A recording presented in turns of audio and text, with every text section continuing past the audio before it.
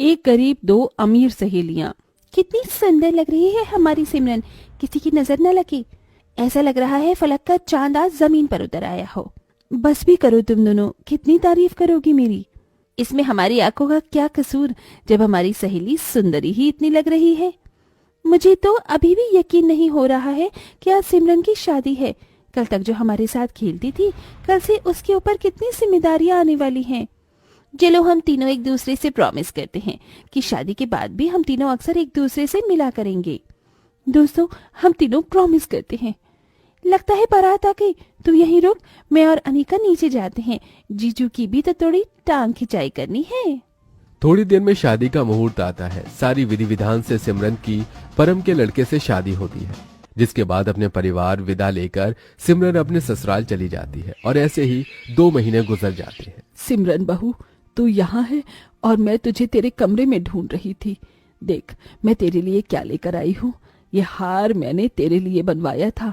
इसका ऑर्डर तो मैंने तेरी शादी से पहले ही दे दिया था, लेकिन बनने में देरी हो गई, वरना यह हार मैं तुझे तेरी मुंह दिखाई पर ही देती। ये हार तुझ पर काफी ज्यादा सुंदर लगेगा, है ना ज्योति बहू? जी माँ जी। बाप रे बाप, कितना भारी हार है। कम से कम 15 से 20 लाख रुपए का तो होगा ही। मेरी शादी में तो माँ जी ने मुझे इतना महंगा हार नहीं दिया, और इसे तो आए हुए 2 महीने भी नहीं हुए हैं, और माँ जी इसे इतने महंगे महंगे हार दे रही हैं। मन ही मन ये सोचते हुए ज्योति अपने कमरे में चली जाती है। क्या हुआ ज्योति, तुम इतने गुस्से में क्यों लग रही हो? आपने देखा नहीं, माँ जी ने सिमरन को कितना महंगा हार दिया है। तो क्या हुआ? अगर तुम्हें भी हार चाहिए तो मुझे बता दो, मैं तुम्हारे लिए उससे भी अच्छा हार बनवा दूंगा। तुम्हारे देने में और माँ जी के देने में फर्क है। जब से मेरी देवरानी आई है तब से माँ जी अपना सारा लाड प्यार उस पर लुटाए जा रही हैं। मुझे तो डर है कल को सारी की सारी प्रॉपर्टी माँ जी उसके नाम ना कर दे। तुम भी कभी कभी बहुत ज्यादा सोचती हो। घर की बड़ी बहू और जेठानी होने की वजह से ज्योति को अपनी सास का अपनी देवरानी को ज्यादा प्यार करना बिल्कुल भी पसंद नहीं था। ऐसे ही एक दिन, सिमरन बहू, ये ले। ये क्या है माँ जी? हमारी जो रामपुर वाली हवेली है ना, वो मैंने तेरे और परम के नाम कर दी है। ये उसी के ही पेपर है। जाकर अपने लॉकर में संभाल के रख दे। देवरानी के नाम प्रॉपर्टी का इतना बड़ा हिस्सा नाम होता देख ज्योति आग बबूला हो जाती है और अपने कमरे में जाकर गुस्से में सामान को फेंकने लगती है। ज्योति, ये क्या कर रही हो? तुम पागल तो नहीं हो गई? हाँ, मैं पागल हो गई हूँ। तुम्हें क्या कुछ दिखाई नहीं देता?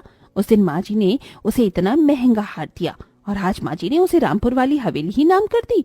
तुम ये बात क्यों भूल जाते हो कि हमारा बेटा नहीं बेटी है।